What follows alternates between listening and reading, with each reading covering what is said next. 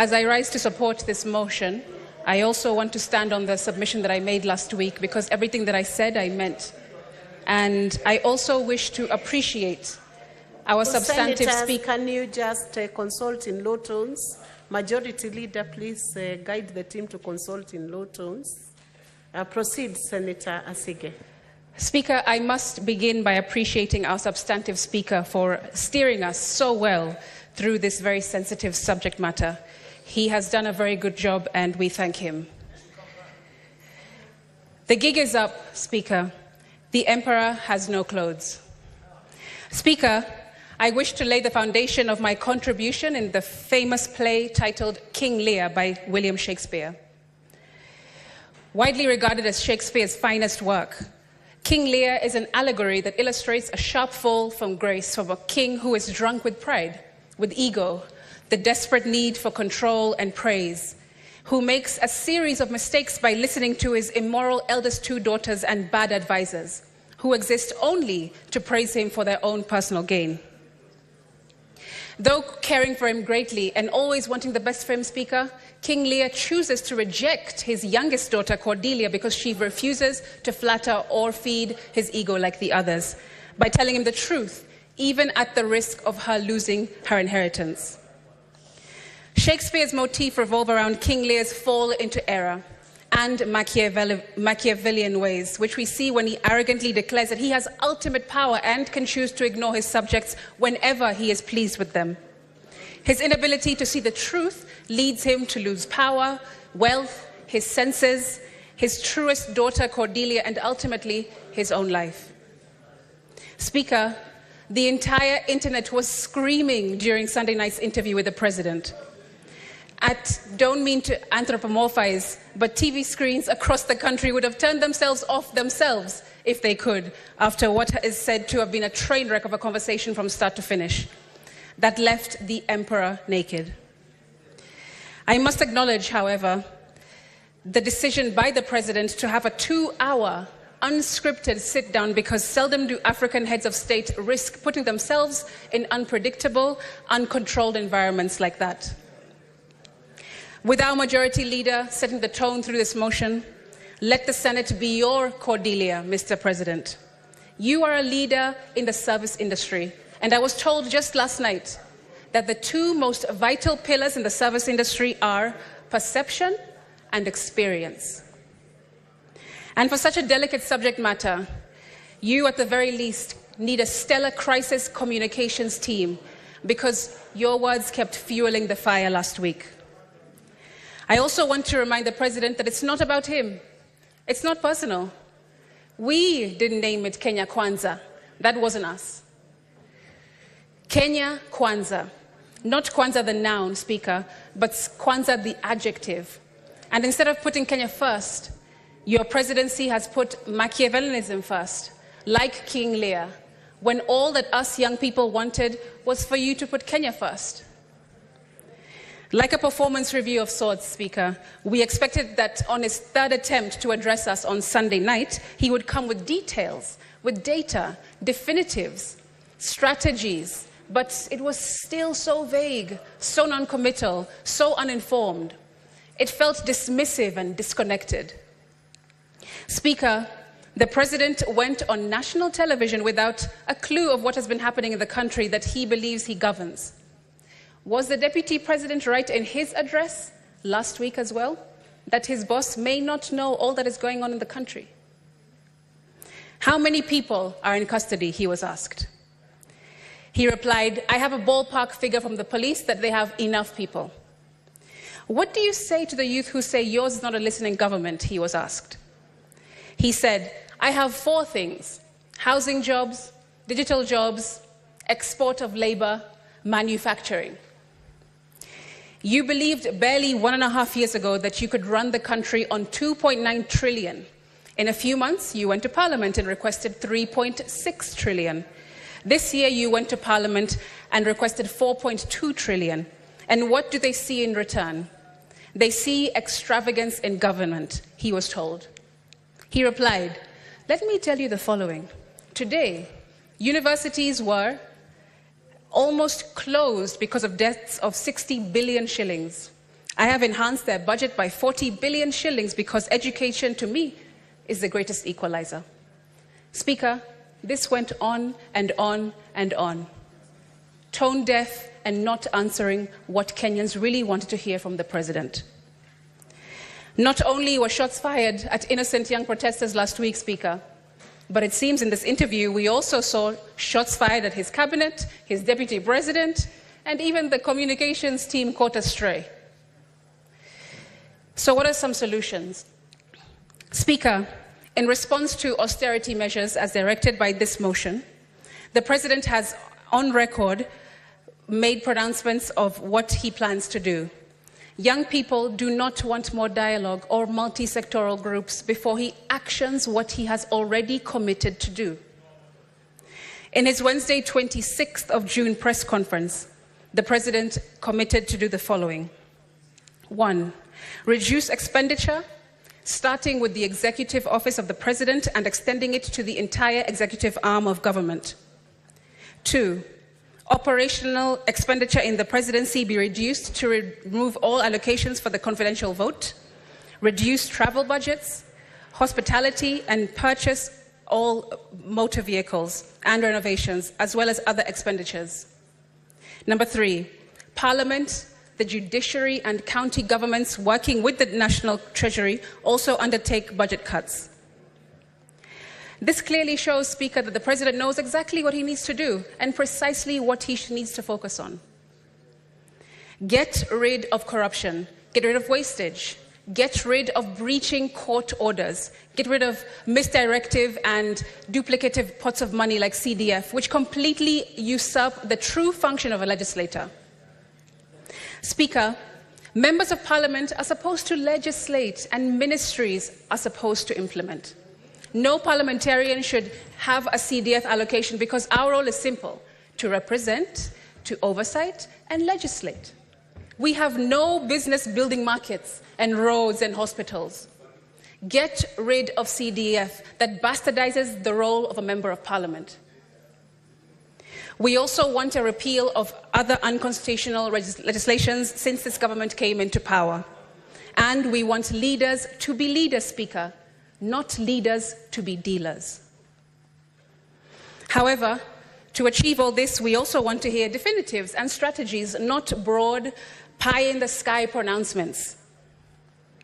By now, Speaker, we should already have heard how much he will reduce expenditure in his office. How much will you cut from your travel budget, your hospitality budget, from the purchasing of motor vehicles and renovations? Speaker, the president has economic advisors who work for him round the clock and should have crunched preliminary numbers for us to see by now. On Sunday, the 30th of June, he was asked on national TV again if he'll reduce his ministers and ministries, to which he replied, and I quote, "That is an area that we will have to look into because that is a reality that we will face." It clearly shows that the president needs to do.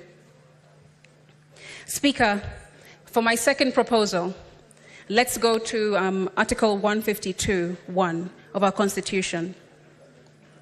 That the cabinet consists of A, the president, B, the deputy president, C, the attorney general, D, not fewer than 14 and not more than 22 cabinet secretaries.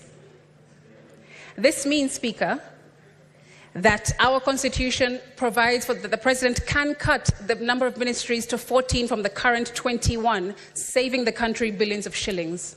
The Constitution goes further to say in Article 152(5) that the president, A, may reassign a cabinet secretary, B, may dismiss a cabinet secretary, and C, shall dismiss a cabinet secretary if required to do so by a resolution.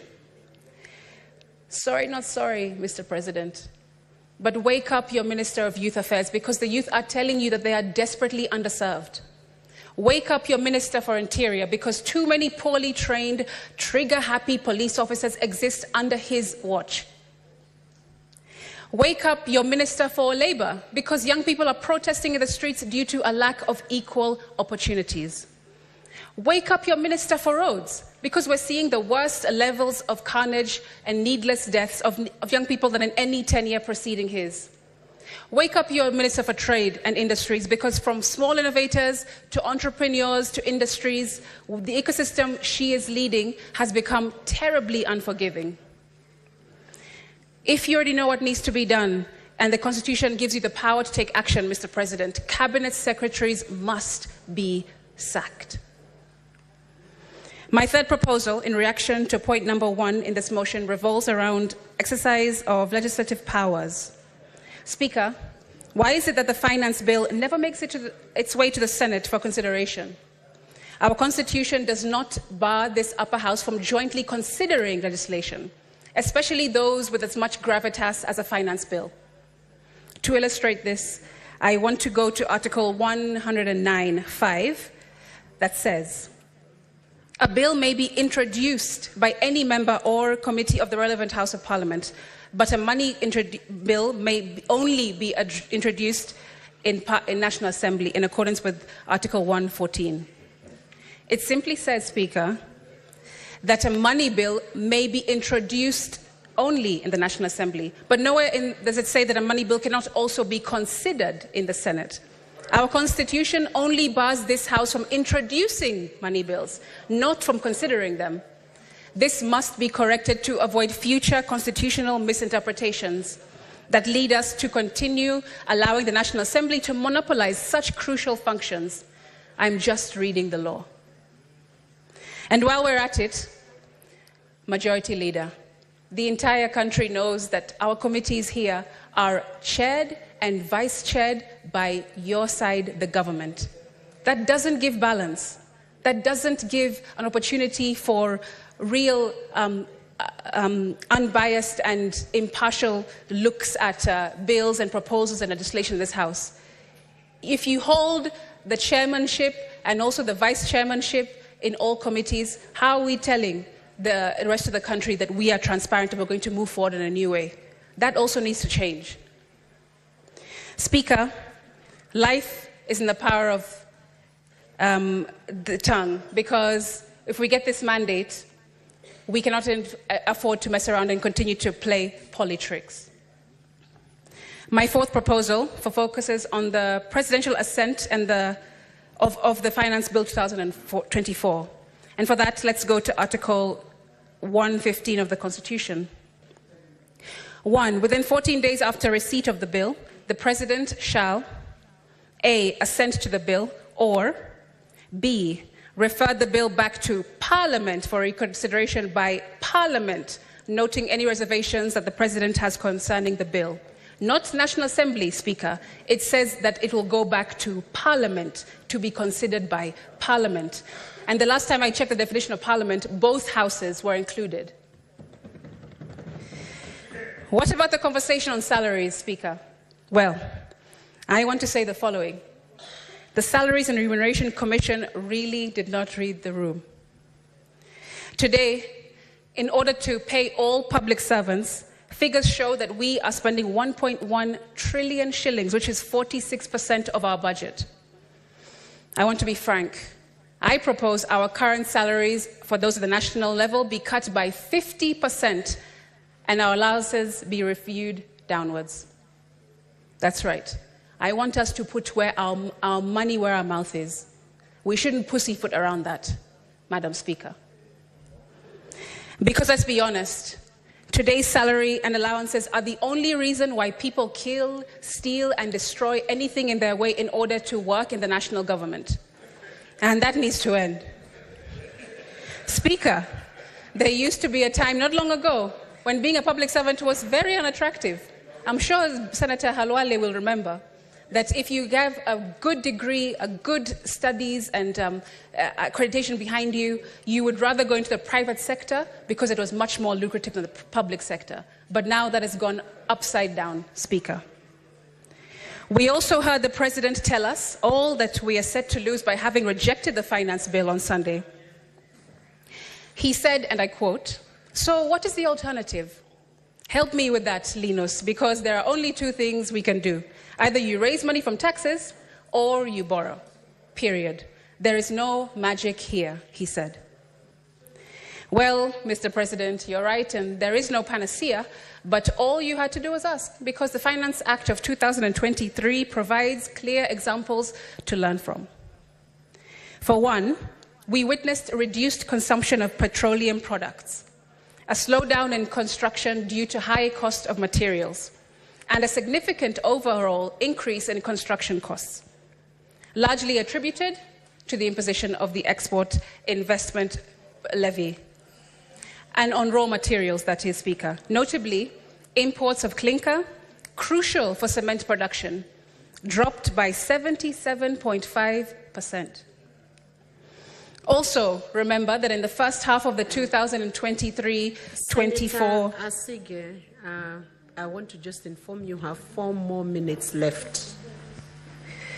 Also, remember that in the first half of the 2023 fiscal year, the KRA missed its revenue target by a substantial 186 billion Kenya shillings, which underscores the point that overly ambitious tax measures do not always lead to increased tax collections. These figures are solid data we can trust, Speaker. Why impose more taxes, levies, and charges when we haven't fully recovered from the negative effects of the previous legislation?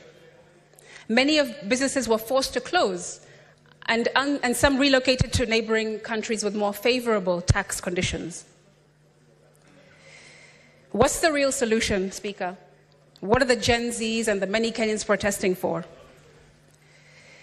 We are exhausted just seeing the president on these trips every single week, as if he's Beyonce on a world tour. Mr. Speaker, Madam Speaker, that is. The president is not on a world tour. He should stay in the country and do his job like the rest of us do in this country. Yes, he may have had many plans, but Mr. President, exporting our brightest minds to work abroad is not the solution. This brain drain is crippling us and cannot be quantified at all. Did you know that these countries who call for Kenyan workers, do you know what they ask for when they are calling for us? They want under 45s only, highly skilled, well-educated, in good health even, and they must undergo rigorous vetting because they have a particular criteria of people they're looking for. That means that we are removing our best minds, our best workers, our best laborers, and shipping them off to Australia, Germany, England. But do they ever bring the people here, Speaker? They do not. In my conclusion, as I close, I would like to speak directly to young people. Everything was impossible until somebody found a way to make it possible, and today that was you. You have been steadfast in demanding that this government stop and listen to you, and before this moment, everyone thought it was impossible, and now, though I remain a bit skeptical of the presidency to some degree, I still stand 10 toes down in believing that Kenya will never be the same again because of you, young people. I also want to be real with you. We must stop glorifying money, praising those with flashy cars, big houses, expensive holidays, eccentric lifestyles, and filtered lives. It's us that keep applauding that behavior. We follow those accounts. We like and repost their displays of opulence every day, and this exacerbates the problem of these people wanting to keep up their public images, but not that all that glitters is gold. Why don't we go back to exalting excellence, character, conscientiousness, and all that is good and all that endures? There is a reason why Paul says the love of money is the root of all evil. We really must change. Speaker, let me land by circling back to King Lear by William Shakespeare. Anna Camerali writes that the tragedy of King Lear's lack of understanding of the consequences of his demands and actions is often observed to be like that of a spoiled child. But it has also been noted that his behavior is equally likely to be seen in parents who have never adjusted to their children having grown up. Speaker, Kenya's democracy has grown up. It has matured and it's maturing into a faceless, fearless, tribeless legion of... Time is up. Half a minute, you finish that sentence. Give a 1 minute, Secretariat. Thank you, Speaker. I was saying, Kenya's democracy has grown up. It has matured, it's maturing into a faceless, fearless, and tribeless legion of the majority of our population, who have a good constitution, but unfortunately in the wrong hands. Speaker, Kenya, I stand by them in this House, I speak for them in this House, and when they name the 25th of June 2024 Z-Day, they will know that you did that. I thank you. Senator Catherine Moma.